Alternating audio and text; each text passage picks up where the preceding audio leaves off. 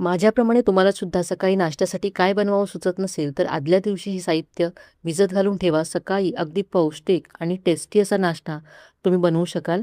तर यासाठी इथे मी 1 वाटी तांदूळ घेतलेत, यामध्ये अर्धी वाटी चण्याची डाळ घातली, 2 मोठे चमचे शेंगदाणे घेतलेत, 1 लाल मिरची घेतले. हे सगळं साहित्य 2 ते 3 वेळा स्वच्छ धुवून घ्यायचं. धुतल्यानंतर यातलं पाणी काढून टाकलंय. यामध्ये पुन्हा पाणी घालून हे आता रात्रभर भिजण्यासाठी ठेवून द्यायचं आहे. तर हे सकाळी पहा छान असं भिजलं गेलंय. हे आता वाटून घ्यायचं. मिक्सरच्या भांड्यामध्ये हे मी काढून घेते.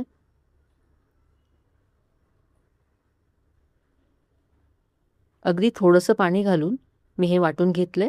वाटताना अर्धा चमचा जिरंसुद्धा यामध्ये मी घातलं होतं. तर इथे सगळं साहित्य वाटून घेतलंय. अगदी बारीक असं वाटून घ्यायचं आहे आणि यानंतर हे 3 ते 4 मिनटं असं फेटून घ्यायचं आहे.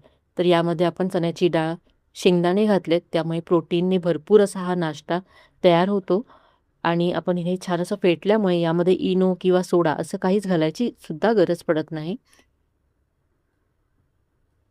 यामध्ये आता चवीप्रमाणे मीठ घालायचं आहे, मिक्स करून घ्यायचं आहे. तर हे पीठ आता तयार आहे.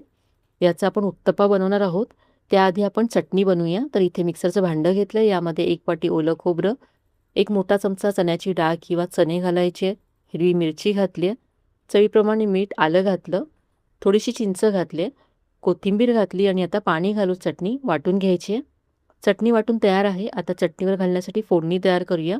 1 चमचा तेल गरम करून यामध्ये मोहरी, थोडासा कढीपत्ता आणि 1 लाल मिरची घातले. फोडणी तयार आहे. ही तयार फोडणी चटणीवरती घालायची आहे. तर मस्त खमंग अशी आपली ही खोबऱ्याची चटणी तयार झाली आहे. उत्तप्प्यावर घालण्यासाठी इथे मी थोड्याशा भाज्या चॉपरमध्ये बारीक करून घेते. तर इथे आधी मी गाजर बारीक करून घेते. गाजर बारीक झालं, यामध्येच आता मी कांदा घातला, शिमला मिरची घातली आणि थोडासा टोमॅटो घातला. हे सुद्धा सगळं बारीक करून घेतलं. गॅसवरती इथे मी तवा गरम करत ठेवला. यावरती थोडंसं तेल लावलं. सेंटरला 1 ते 1.5 चमचा पीठ घालायचं आहे आणि थोडंसं पसरवून घ्यायचं आहे. यावरती बारीक केलेल्या भाज्या पसरवायच्यात, भरपूर घालायच्यात भाज्या.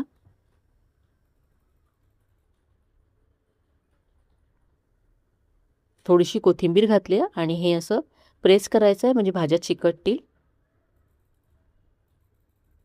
यानंतर हा एका बाजूने आपण भाजून घेऊया.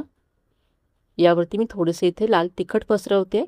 तुम्ही सांबर मसाला पसरवू शकता. तुमच्याकडे पोळी किंवा गन पावडर असेल तर ती सुद्धा इथे तुम्ही पसरवू शकता. उलटून घेऊया. दुसऱ्या बाजूने सुद्धा हा उत्तप्पा आता आपण 2 मिनटं भाजून घेऊया. दोन्ही बाजूने भाजून असा मस्त असा उत्तप्पा तयार झाला. तुम्ही पाहू शकता किती मस्त रंग आलाय. काढून घेऊया. चटणी बरोबर आणि टोमॅटो केचप बरोबर इथे मी उत्तप्पा सर्व केलाय.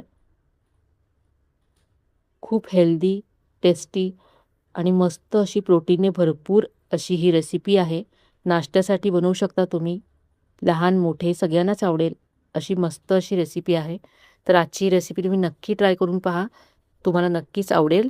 रेसिपी कशी वाटली कमेंटमध्ये कळवायला विसरू नका. रेसिपी आवडली असेल तर व्हिडिओला लाईक करा, शेअर करा. चॅनलला अजून सबस्क्राईब केलं नसेल तर नक्की सबस्क्राईब करा. चला तर मग पुन्हा भेटूया अशा छान छान आणि मस्त रेसिपीसह. तोपर्यंत धन्यवाद.